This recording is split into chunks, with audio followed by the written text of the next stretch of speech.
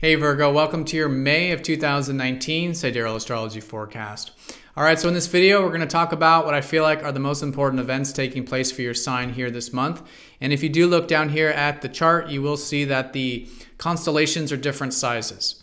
And this is very different from mainstream astrology. So if you are new to the channel, definitely check out the link down below for more information because this does change the signs from mainstream. All right, so let's go and take a look at this, Virgo. On the 4th and 5th, things start with a new moon. It's the subtle energy of the time, but also things starting to get started right at the beginning of the month with this. Do give it time, of course. The energy's got to build throughout the cycle, but new beginnings nonetheless. So this is going to be in your 8th house, and it has to do with essentially the things in your life that lead to self-empowerment. Okay, greater self-empowerment. And so this could be, for example, new things involving healing or transformation. Maybe it's involving shared resources in terms of income that you derive from others, maybe loans and debts, things like this, but also in your closer relationships as well too.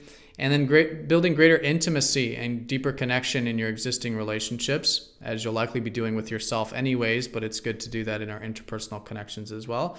Anything that's going to lead to greater self-empowerment. So great to sit with the energy. What are some intentions you can set, whether it's about healing or whatever this stuff might be about, even facing fears, breaking some cycles, transforming yourself. Great time to set some new intentions with it this part of the year. Now, along with this, on the 4th and 5th, we do have Mars opposite up to Jupiter. And so for everyone, there could be a bit of maybe inspiration or confidence with this opposition, which can actually be quite nice. Now, the areas this is going to be influencing is going to be, first of all, your 9th house where Mars is, which has to do with expanding your horizons.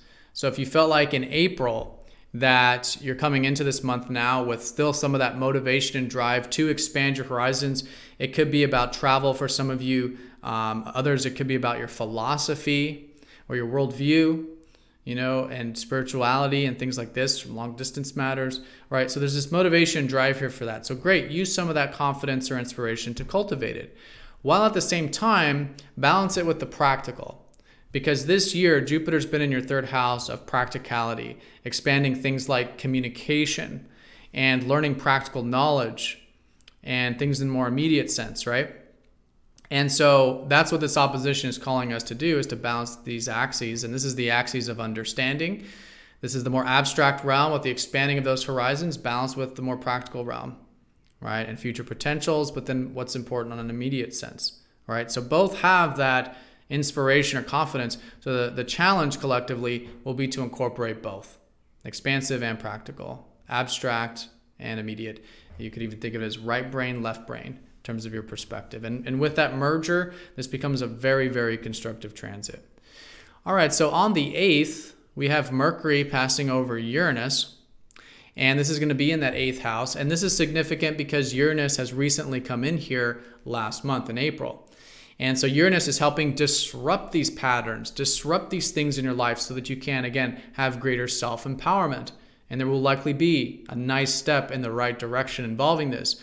With Mercury and Uranus, you may get some ideas, you may get some insight, again, which you can work on practically, but it might be outside the norm, right? It might be outside your norm, your status quo. It could even be outside the status quo of the society or whatever, in terms of being unique and different. So if you're open to new experiences, you're open to thinking about things outside the box with this, I think that's a great way of working with this area at this time. So fast forward to the middle of the month, because on the 15th or around there, we have some sign changes. The sun is going to leave that 8th house and go into your 9th house, and Mars is going to start to go into your 10th house. So this is great because, like I said, there's already that motivation and drive towards expanding your horizons. So while you have all this kind of like, again, deeper stuff, you could say, transforming you, there's still the philosophy, there's still that higher perspective, there's still that sort of free-spiritedness that's with you all month, but especially the second half. Once the sun leaves the 8th, there could be some, maybe in some sense, final transformations with some of this energy. Again, there'll still be planets here, so it'll be in steps, but you feeling a bit empowered, right? The final developments with some of these things, and then going into the area that's post-transformation, which is, again, freedom. It's listening to Spirit for Life. It's philosophy. It's maybe travel or adventure. things like that will likely then be the focus, more so the second half of the month. All right, and then on the 18th, Venus passes over that Uranus, just like Mercury did earlier. And this is important because Venus will be the last planet to leave your 7th house of relationships from last month. So last month, and for still most of this month up until about this time around the 18th, there's still going to be developments with the relationships, but it'll likely be things finalizing. So whatever it is that you were experiencing or developing in your one-to-one connections, and this is all relationships, mind you, whatever it might be. For some of you, it's your romantic, others, it's business, partnerships. But whatever the relating kind of stuff is, this could be the final development of it as it develops throughout the month. But with Venus going over Uranus, now this is a bit of enjoyment about some of these deeper things in life, actually. Because Mercury will leave the 8th house. That's going to be more comfortable. It's going to go into the 9th house of expanding those horizons.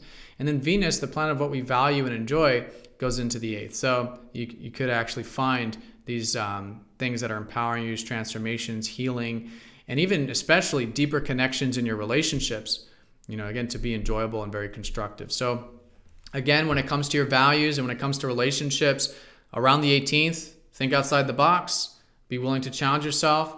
Again, maybe it has to do with greater intimacy, greater trust in your relationships, or even some opportunities with shared resources is also possible. These kinds of things unfolding around this time.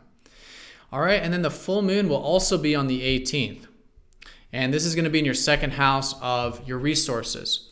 So 6 months ago, if there was anything new that started with your resourcefulness, maybe it was your self-reliance in some way, or inner resources, or it could have been external resources like finance.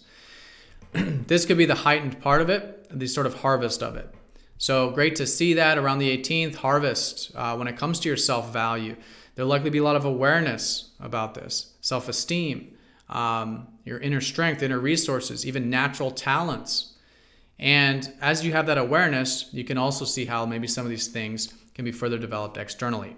So it's only the halfway part of the cycle. So the remaining 6 months, it's just great to now further put energy into your resource sector. Inner resources and also outer resources like finance, material security, income, things on that level. Really good to further develop with the full moon.